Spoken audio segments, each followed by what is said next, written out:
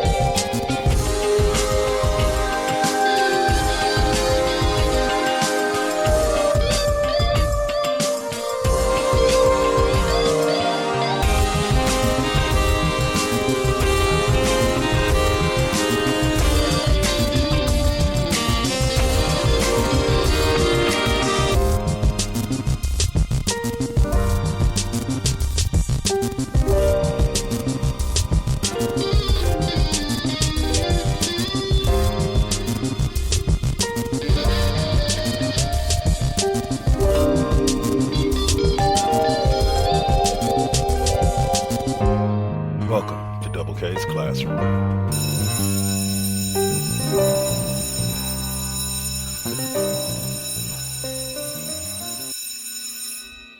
Class is officially in session.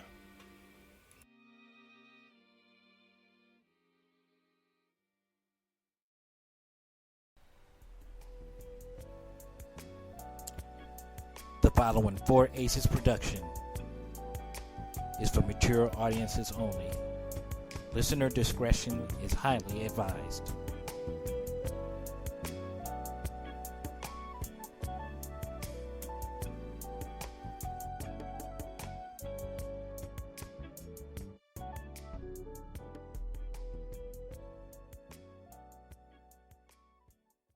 You are listening to Double K's Classroom right here.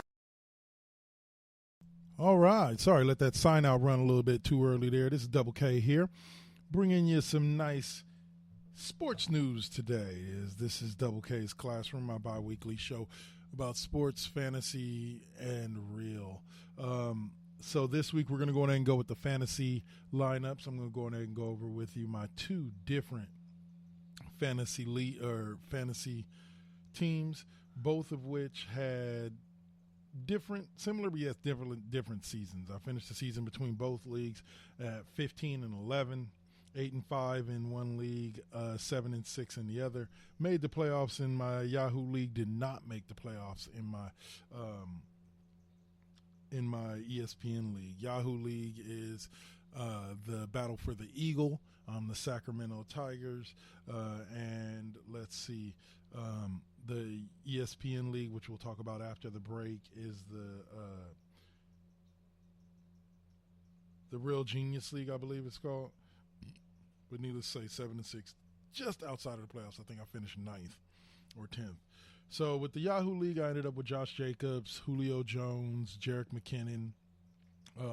After some moves and transactions, I ended up with Brandon Ayuk, A.J. Brown, Raheem Mostert, Russell Wilson as my primary quarterback, Deebo Samuel as my one of my consistent wideouts, Noah Fant as at my tight end, Henry Ruggs. I've just kind of held on to him all season. He's had some good weeks and some bad weeks.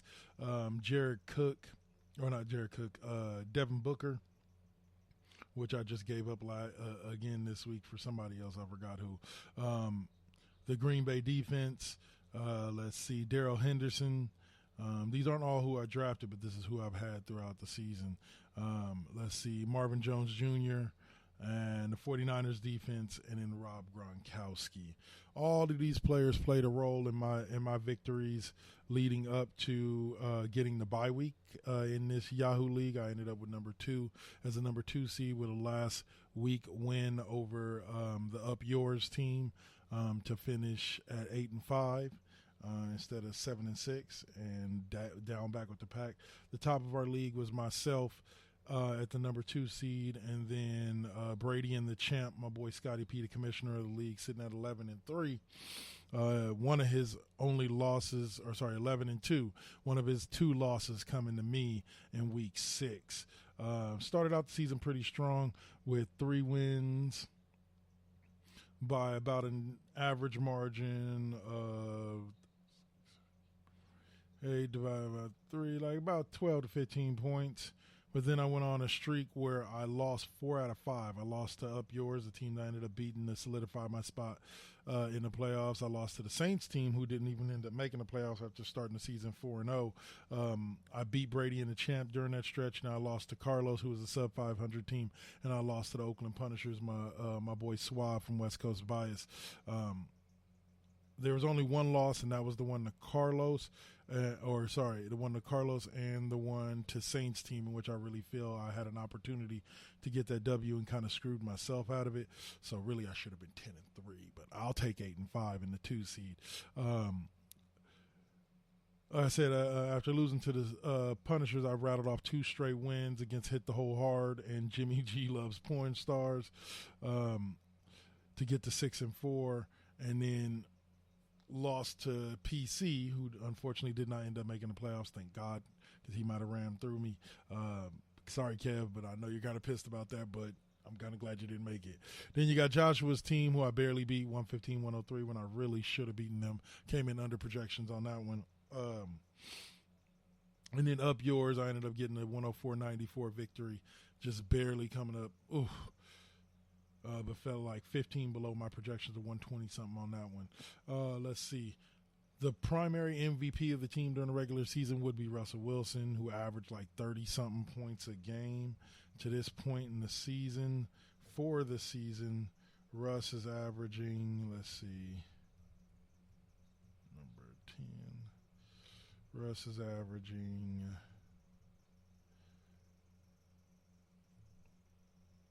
like something like 30 a game, 30 or 40 a game.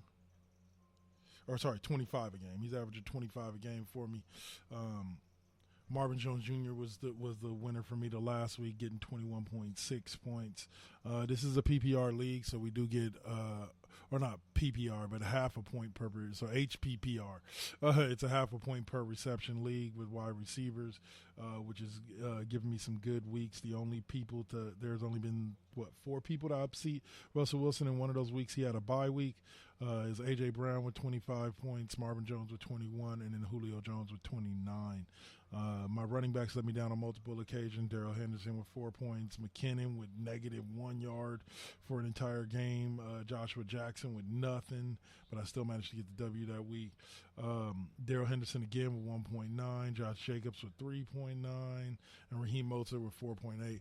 These running backs frustrated me, but at the end of the day, the running back position helped me out great. Josh Jacobs averaging 12 points a game. Let's see, who's this one? A.J. Brown averaging 11 points a game.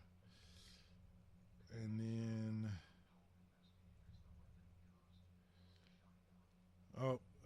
Drew Brees was averaging decent points, but then I moved on from him. So I have to update you guys in a couple of weeks as to what happens with my fantasy team in the playoffs, because like I said, right now we got a bye week, so we don't play anybody, and then the lower seeds are battling out to see who's going to face off with me and the one and only Scotty P for the Eagle when it comes down to the Final Four. So other than that, y'all, I hope you guys have enjoyed this week's listening pleasure, with Saint being on a couple of times this week, Dirty Talk 101, Brick House, Inspire Radio. We got Mr. Deacon's Experience back on the roll again, and Mr. Deacon himself with his Browns Are Trash on Your Ass videos that are killing it on Facebook. So y'all keep looking out for us. You can find me at the newly named Double KK Double Network on Facebook, where I post this show as well as K-Double's 5th period music class and the Cheap Pop podcast, which should be back this week and will be beginning to be shown in a YouTube format as well, if you guys are interested in that, every week as well. All right, so that's it for me for right now. We'll come back and talk a little ESPN in just a few minutes. You are listening to Double K's Classroom right here on the 4Aces Presents Radio Network. Spreaker.com, iHeartRadio, Spotify, Apple Podcasts, Google Podcasts, CastBox, and wherever you find your favorite podcasts. So, what's up? Steve Fingerstyles here, the host of the podcast, spelled DA, of course. Tune in each and every week to hear what pisses me off, what angers me, what I make fun of, and of course, my crazy rants. I also have incompetent co-hosts, cool guests, and a silent producer that sucks. So what more do you need from a podcast? You can listen on Apple Podcasts, Stitcher, TuneIn, SoundCloud, and the Pod Bros Network. Peace. Hey guys, this is Venice, and I've got a message from a friend of mine about my favorite podcast. It's your boy, Flavor Flav in full effect. Check this out, everybody. I want y'all to go check out TJ. What's good, everybody? TJ Johnson here from Voice from the Underground. I am the most handsome. Big Hass. And I'm smoking my cigar, of course. You know what I'm saying? The Dutch. You pick me up in an Uber and a PT Cruiser, I'm calling Lyft.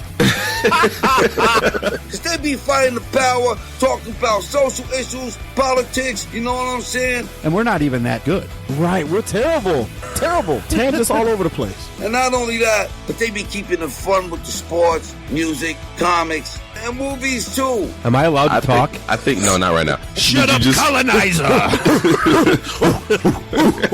You know what I'm saying? He on Twitter at VFU Podcast. Yo, you can find them. So check 1, 2. This is Flavor Flav.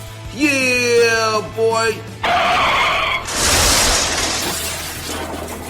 Okay, what Flav was trying to say is, check out Voice from the Underground on your favorite podcast network. Voice from the Underground.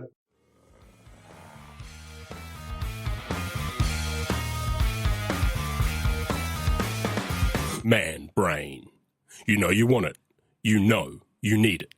Let me introduce you to our team of audio professionals, 100% committed to giving you the greatest extreme comedy podcast of all time. What's SPH? I'm so super cute. Send me your orgasmic release videos. You can get it rootin'. You can get it tootin'. You can get it doing doughies in your yeet. Mi nombre es Tío Yeti. And you just laugh at little Hank. I ain't gonna pretend I is fresh. But looks like you might like that. And most importantly, I'm Skullfucker. Rah! Go to manbrainpodcast.com to get orally violated. Manbrain out.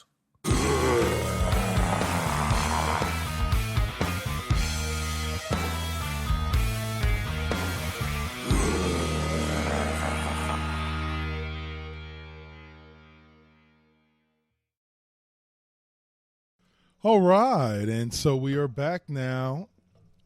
Gotta love what you hear there from Voices in the from the Underground, Man Brain, and Dub Podcast. I'm probably going to be looking as well for some more podcast promos to play here on the show. So if you guys know anybody that has a podcast and wants to promote it, send me a 30-second little clip, and I'll play it here on the show. You can hit me up at Double KK Double Network on Facebook, okay? Or catch me at Double KK Double on Twitter. All right, so ESPN didn't do as well. Couldn't pull off the victory. Lost last minute by huge numbers thanks to fucking Josh Allen not playing too damn good against the 49ers defense and Frank Gore going out after one carry in the Jets game this last weekend. But overall, I did fairly well. Only dipped below 500, once during the season. That was when I hit 2-3 after the first 5 weeks. And then proceeded to win 4 or 5 to get to 6-4 and finish the season 1-2 to finish at 7-6. Well, I finished above 500. So what else can I really say? I finished above 500, so that turned out to be pretty good. This team was made up of Michael Thomas, Julio Jones, Kyler Murray, Raheem Mostert, Tyler Higbee. As you can see, a lot of my guys ended up getting hit with injury lists, etc. 49ers D, the Houston D, Mike Gillespie, the tight end from Miami, Frank Gore, Brandon Ayuk, Alan Lazard from Green Bay, Randall Gage from Atlanta, and then Steven Gostowski as my kicker. I made a lot of moves throughout this one. I'd say about 10 or 15 different moves throughout the season. My highest and most consistent person was Kyler Murray, who averaged about 25 points a game for me throughout the entire season. He was the only person to average in double digits for the season. Everybody else in every other position pretty much for the most part averaged in single digits, with the highest being 7 points a game. I'm in the consolidation round. The best I can do is hope to sweep the consolidation round and finish in 9th place. But we'll see how that runs. I'm not really caring too much about this particular league, but I did join, just to give you guys a heads up and what I'll be updating you guys with in a couple of weeks, a basketball league with the same people that I do the Battle for the Eagle football league with. I'm going to be joining a basketball league, and I've already actually did one full draft on an ESPN league just on random, just to check it out and kind of see what's out there and what'll be available. And let me run down for you what my roster is on this basketball league, because I'm pretty impressed with it. Y'all don't have to be, but I'm pretty impressed with it. Let's see. The league starts on the 22nd when basketball comes back.